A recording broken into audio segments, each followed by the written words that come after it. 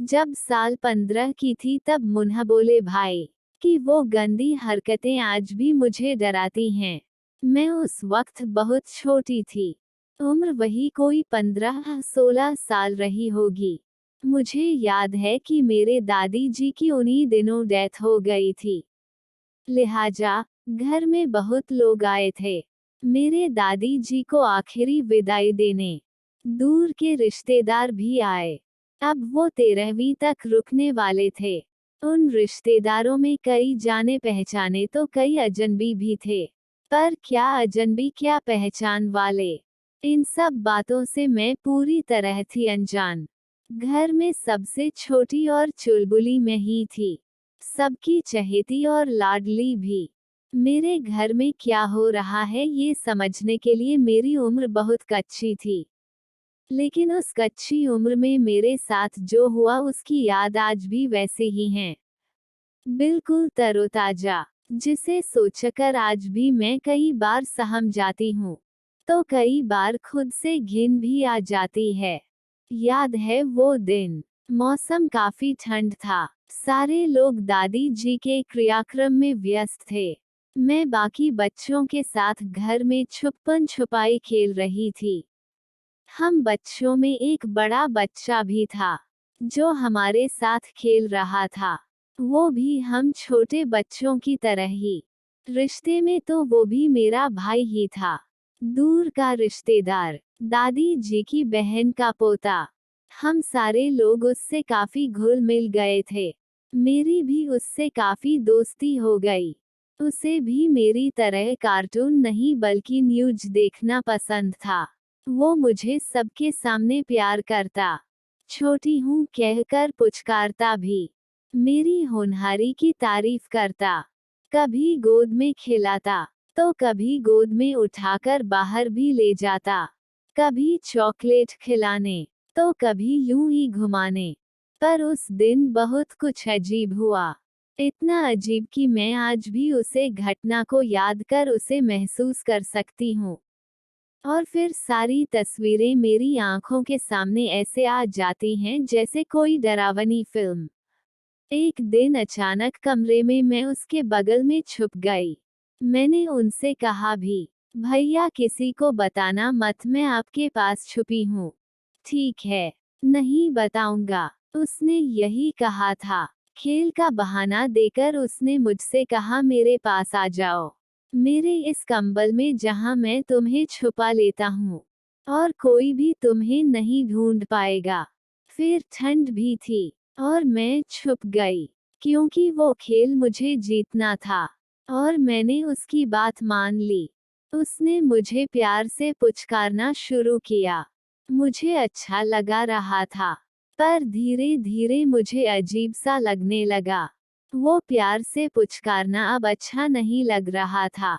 वो मेरे सीने को छू रहा था। उस वक्त तो मेरा सीने पर कुछ था भी नहीं। बिल्कुल मैं आम बच्चों की तरह थी। उसने मेरे छाती पर जोर से चूटी काटी। मैं चीख उठी। चिल्लाई पर शोर ज्यादा दूर नहीं जा सकी। क्योंकि उससे पहले ही उसने मेरा मुंह बंद कर दिया। जब उसे मेरे छाती पर कुछ नहीं मिला तो उसने कुछ और तलाशना शुरू किया। उस समय तो नहीं समझ पाई आखिर वो क्या चाहता था।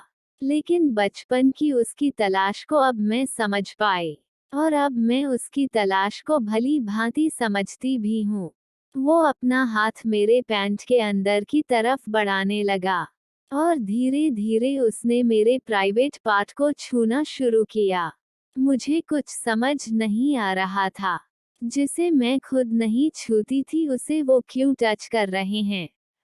आखिर मेरे साथ ये हो क्या रहा है। वो मेरे प्राइवेट पार्ट को छू रहा है।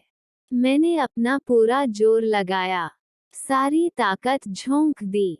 खुद को छुड़ाने की। लेकिन नहीं छूट पाए। मैं नहीं बच पाए। मैंने जोर की आवाज लगाई। और फिर उसने मुझे छोड़ दिया। उसने मुझे छोड़ तो दिया पर मेरी आवाज को हमेशा के लिए खामोश कर दिया। 13 दिनों तक वो मुझे किसी ना किसी बहाने ऐसे ही छूता रहता। और मैं कुछ नहीं कर पाती। मैं अपनी माँ को सब बता देना चाहती थी, पर नहीं बता पाई। वो मुझे और कहती सारे बच्चे भैया के साथ सोएंगे। मुझे तो उसका नाम भी नहीं पता था। मुझे अपनी माँ से नफरत हो गई। वो क्यों नहीं मुझे सुन रही थी? खतरा। आखिर मेरे अपनों ने ही मेरे बदलते व्यवहार को क्यों नहीं देखा? और अगर देखा भी तो नजरअंदाज क्यों किया? माँ ने मुझे बाकी मम्मियों की तरह गंदे तरीके से छूने के बारे में क्यों नहीं बताया था, जिसे आजकल गुड टच और बैड टच कहते हैं। माँ मुझ में और मेरे भाइयों में कोई फर्क नहीं करती थी। पर क्या वो भूल गई थी मैं एक लड़की हूँ, और कई वहसी दरिंदे आसपास ही हैं। सिर्फ बाहर ही नहीं, अपने घर में भी। मुझ जैसी ना जाने कितनी लड़कियां होंगी जिसने शारीरिक और मानसिक प्रताड़ना झेली होंगी, और हो सकता है आज भी झेल रही होंगी।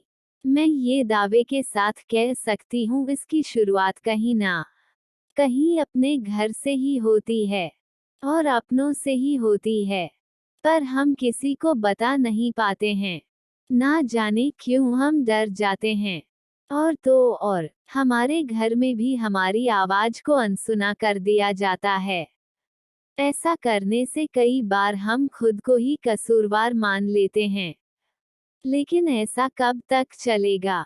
और हमें अपनों के खिलाफ आवाज उठाने में हमारे अपने ही क्यों रोक लेते हैं, जिसकी वजह से उस गम को हम सारी उम्र साथ लेकर चलने को मजबूर हो जाते हैं।